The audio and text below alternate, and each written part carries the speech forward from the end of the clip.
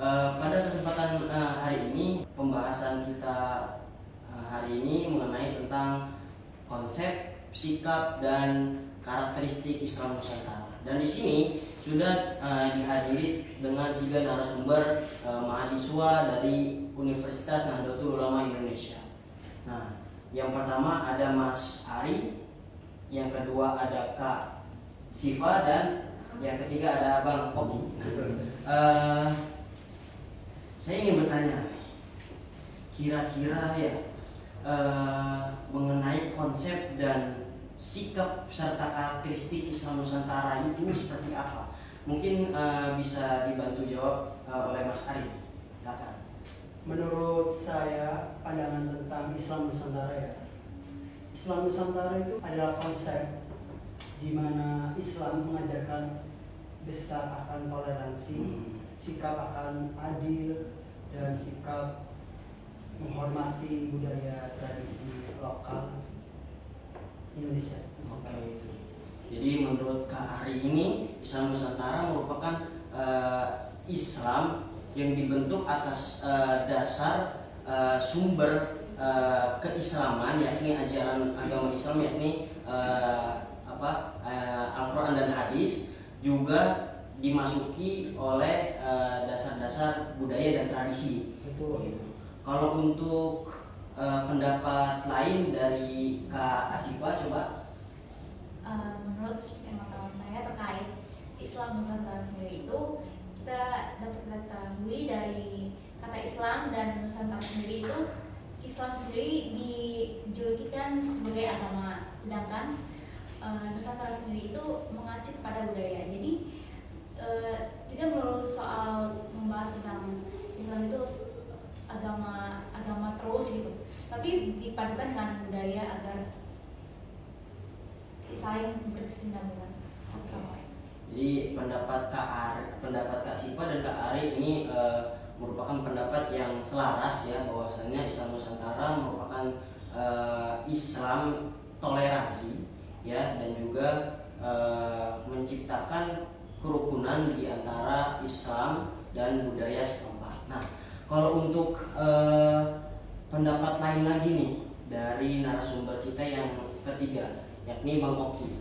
Bagaimana pendapat Bang Oki ini tentang konsep, sikap, dan karakteristik Islam Nusantara?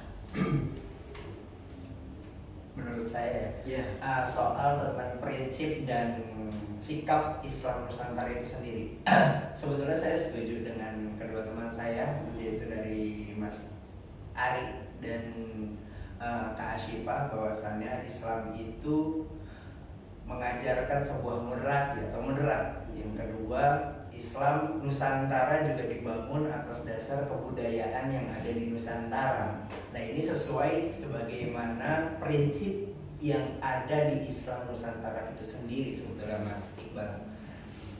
Prinsip yang ada di Islam Nusantara itu sendiri kan mungkin sepengetahuan saya itu terdapat ada 3 prinsip. Yang pertama ada tasamuh, yang kedua ada tawasud, dan yang ketiga ada tawazun. Tasamuh sendiri itu adalah toleransi, yang dimana Islam Nusantara yang kita kenal bahwasannya Nusantara itu dibangun, negara ini luas, berbagai banyak budaya, ras, suku, dan agama. Nah, toleransi Islam di sini hadir untuk menghargai itu semua. Karena lagi-lagi bukan hanya kalau kita hanya membawa Islam saja. Nah, ini apalagi Islam yang dikenal yang awalnya lahir dari timur, bangsa Arab, betul. Nah, kalau dari bangsa Arab itu sendiri kita bawa ke Nusantara, ke ibu kota, ke bangsa kita atau ke negara kita, kemungkinan Islam ini sulit diterima. Karena bertolak belakang juga ya. Betul sekali. Nah, budayanya berbeda. Betul. Nah, ini kenapa yang dijadikan sebuah Islam Nusantara adalah sebuah model pemikiran Islam yang memang lain dari yang lain, lain dari negara India, lain dari negara Turki yang dibangun atas kerajaan. Islam Nusantara ini dibangun atas dasar toleransi dan budaya itu sendiri. Nah, yang kedua adalah tawasud, sikap tengah-tengah. Nah, ini sesuai dengan ajaran Nabi Muhammad, yaitu Nabi kita sendiri, Nabi Muhammad SAW. Bahwasanya Nabi Muhammad bersabda, khairul umuri awsatuha. Sebaik-baiknya umat adalah umat yang mengambil perkara di tengah-tengah. Artinya tawasud ini Islam Nusantara hadir untuk menjadi penengah apabila ada konflik yang terjadi di Nusantara. Itu tawasud. Nah, yang ketiga adalah tawazun, sikap penyeimbang. Nah, Islam Nusantara di sini hadir menyeimbangkan antara agama, budaya, dan tradisi. Jadi bukan serta-merta kita menerima, oh budaya ini kita masukin aja nih Islamnya. Enggak. Tetapi Islam Nusantara di sini hadir menjadi sebuah dasar pemikiran, menjadi sebuah penyeimbang yang dimana apabila ada budaya-budaya Nusantara yang memang cocok untuk dimasuki atau dimasuki dengan konsep Islam, nah ini bisa kita sebut dengan Islam Nusantara. Nah, ini sesuai sebagaimana kita juga sebagai generasi anak muda, kita perlu paham yang namanya konsep Islam Nusantara, karena Islam Nusantara ini bukan sebuah model pemikiran yang baru, tetapi yang disalahpahami oleh generasi muda sekarang. Islam Nusantara itu adalah sebuah mazhab yang dimana pemahaman ini dikatakan salah gitu ya, seperti ajaran baru. Betul. Ya, oke, baik. Jadi yang dapat saya ambil dari pendapat Bang Oki ini, jadi Islam Nusantara ini membawa 3 prinsip, yakni pertama ada tawasu, yakni sikap toleransi, kemudian ada sikap tawasud atau sebagai penengah, di mana tadi juga disebutkan sabda Rasul bahwasanya sebaik-baik perkara merupakan perkara yang di tengah-tengah gitu. Betul. Ya. Kemudian prinsip yang ketiga juga ada tawazun, yakni Islam Nusantara merupakan Islam atau agama yang dibentuk di Nusantara yang menjadi penyeimbang. Betul begitu, Bang? Betul. Mengenai tadi tentang tantangan bahwasanya anak sekarang kan memang dihadapi dengan globalisasi dan teknologi. Betul. Untuk menyikapi hal tersebut, kira-kira ada nggak nih pendapat untuk Mas Ari? Silakan coba. Baik, terima kasih. Menurut saya, tantangan anak muda dalam menyikapi tantangan Islam Nusantara terdapat 2 hal. Yang pertama itu kurangnya pemahaman akan Islam Nusantara tentang Islam yang mengajarkan moderat, toleransi, dan menghormati sikap budaya. Dan yang kedua, anak muda sekarang kan banyak yang terdampar berita-berita hoax, kurangnya pemahaman yang benar-benar. Itu sih menurut saya tantangan. Jadi sekarang ini memang memiliki pemahaman yang kurang tentang Islam Nusantara itu sendiri ya. Di sisi lain juga majunya teknologi membuat banyaknya berita-berita hoax, kemudian berdampak pada pemahaman anak-anak zaman sekarang juga gitu. Jadi untuk pendapat lain kira-kira ada dari Kak Asyifa.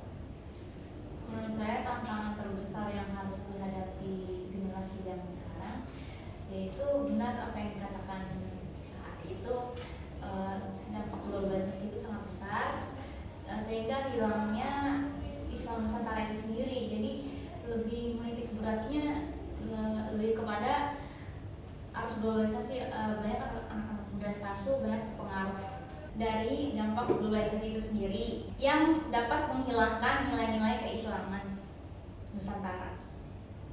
Oke, baik. Jadi menurut Kak Syifa ini arus globalisasi tentunya memang berdampak pada Islam. Ya, selaras dengan jawaban Kak Ari tadi ya, bahwasanya anak-anak zaman sekarang memang dihadapi tentang kemajuan teknologi dan arus globalisasi. Nah, mengenai mengatasi masalah tersebut, kira-kira ada nggak solusi tentang hal tersebut dari Kak Oki? Untuk solusi ya Mas, soal menjawab tantangan generasi anak muda menyikapi hal-hal yang memang banyak sekali arus teknologi Benar. pada zaman ini. Mungkin solusi yang tepat menurut saya sepertinya saya memiliki tips sebetulnya.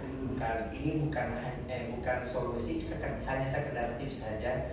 Yang mau dijalanin silahkan, yang mau enggak juga silahkan gitu ya Mas. Kita memiliki kebebasan karena lagi-lagi kita di sini bersikap tasamuh, toleransi.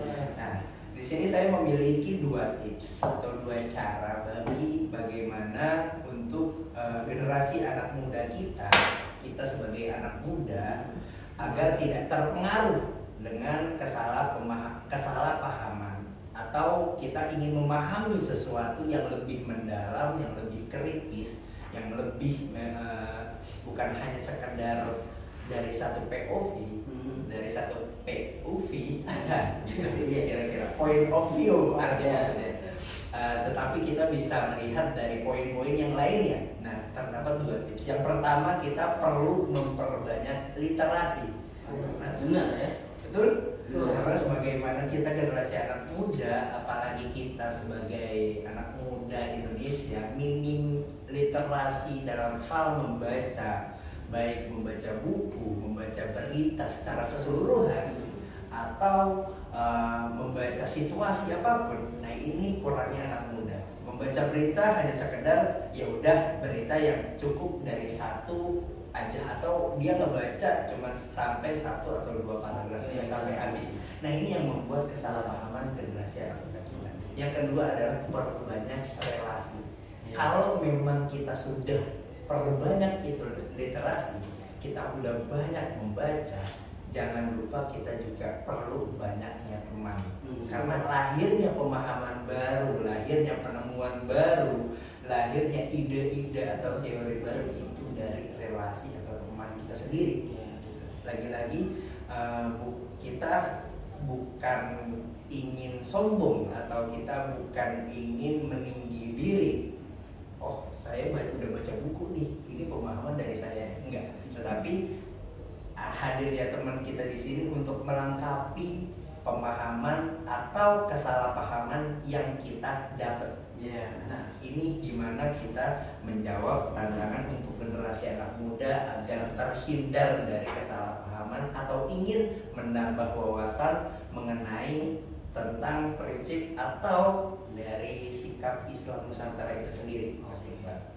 Jadi kesimpulan yang saya dapat ambil mengenai tentang tadi ya, anak-anak zaman sekarang ini memang pemahamannya kurang tentang Islam Nusantara itu sendiri, dan jawabannya sebagai solusi ya perbanyak literasi gitu. Ya. Jadi kemudian permasalahan yang selanjutnya adalah bahwa anak-anak zaman sekarang ini sering terdampar berita hoax, dan solusinya adalah perbanyak relasi. Betul. Gitu. Untuk pemahaman tersebut itu kira-kira benar atau tidak? Ya. Jadi yang dapat kita bahas hari ini, terima kasih juga atas hadirnya narasumber-narasumber yang hebat-hebat kita ini. Terima kasih Mas. Ya, kembali lagi nanti di next episode di podcast ML Mahasiswa Lucu. Bye bye.